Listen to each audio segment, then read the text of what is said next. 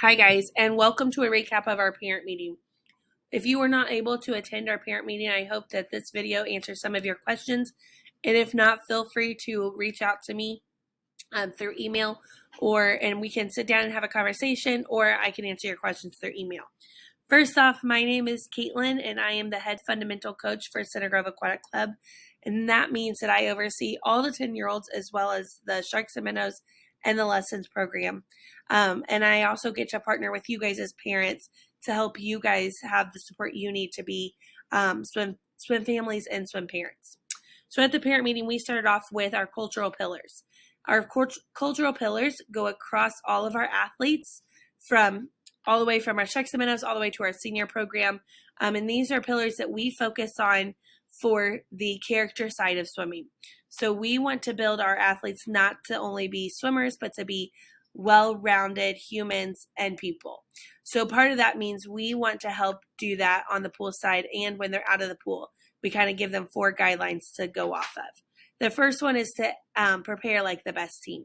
So for a 10 and under, that might mean, do I have all my equipment for the day? Did I eat a good snack before I came to practice? Do I have my water bottle? Do I have my shoes and my t-shirt and shorts for warm up to swim? Do I have a positive attitude going into practice? Am I ready for a meet? Do I have all the things that are needed for a meet? That type of stuff. Acts like the best team. We want our athletes to set good examples, whether they are here at the pool or away at school, or maybe they're shopping alongside of you at Walmart and they're wearing their Center Grove Aquatic Club shirt. We want them to represent the club well as represent themselves well. Cheering like the best team. We are encouraging all of our athletes to cheer on each other, whether they know each other or not. In the fundamental group, we've been doing a lot of team bonding to get to know each other. But we want to see them cheering for their teammates and encouraging their teammates, because we see a lot of improvement in individual success when their teammates are encouraging or cheering them on the side, or giving them any words of encouragement or saying, hey, you can do it. Athletes tend to do better with that. Then, looking like the best team, you did a family fee at the beginning of the season when you registered, and that will provide you with 3 shirts, or your athlete 3 shirts, a red, a gray, and a black, and they will be able to use or wear those when they go to meets. So we just want to make sure that we are all in unison. We all wear like red shirts one day, we all wear black shirts one day, or gray shirts one day. Then we also talked about United States Swimming, USA Swimming. There's been a lot of questions with USA registration and how previously USA registration used to happen through the club, and the club would take care of it. Well, now the USA Swimming is asking for the parents to take care of it. So there's a little bit more steps involved this year. And all that information is on the website. Michelle DeLuna has done a great job of getting that all to you guys. And if you have any questions, please feel free to reach out to her or myself. So USA Swimming is our national governing body. For example, we say no parents on deck. That actually comes from a rule from USA Swimming, that we are not allowed to have parents on deck due to safe sport. But Center Grove inside of USA Swimming, so Center Grove is a part of a divisional or a division, and then those divisions make up Indiana, Team Indiana, and within the state of Indiana, there are over 120 clubs. That is pretty amazing. For us to have at least 5 pools in our county that are at least 25 meters or longer is pretty phenomenal. We are very, very lucky. Then as a Team Indiana, we are part of what's called the Central Zone. There are multiple zones within our country, and then all the zones are a part of USA Swimming. And within USA Swimming, there are 59 different LSCs.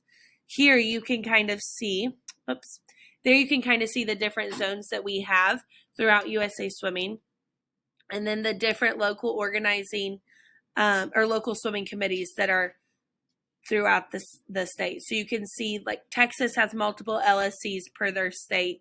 You can see Missouri has multiple LSCs. They have 2 LSCs within their state. So we are very fortunate to have 1 LSC for our whole state. We did play this little game at our parent meeting. It was match the athlete to the correct age. Naturally, we would want to pick by height, right? However, B is actually the 16-year-old, and the 14-year-old is actually C, and the 12-year-old is A. So that all goes to show you that every athlete starts at a different point and grows at their own rate. And that is the same way in swimming.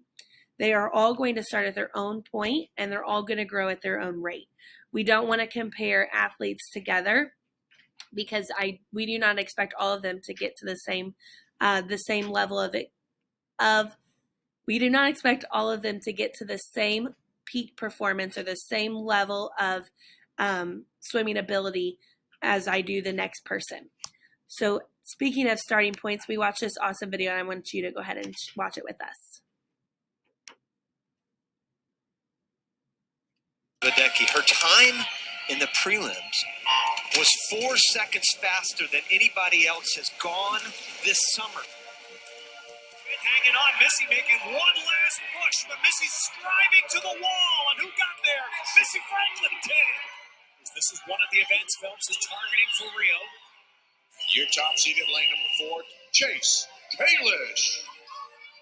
And the gold medal goes to Leah Smith. Nobody else can catch Watkins. So here comes Simone Manuel now. She's going to do it. She gets it. Katie Ledecky just powers it home with a new world record.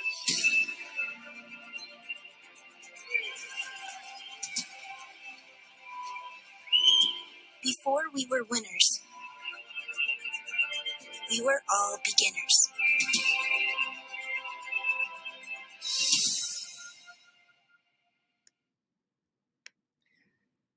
So as a 10 Under coach and overseeing the 10 Under program, and then overall as Center Grove Aquatic Club, I want you guys as parents to know that a part of the 10 Under program, we do not focus on peak performance.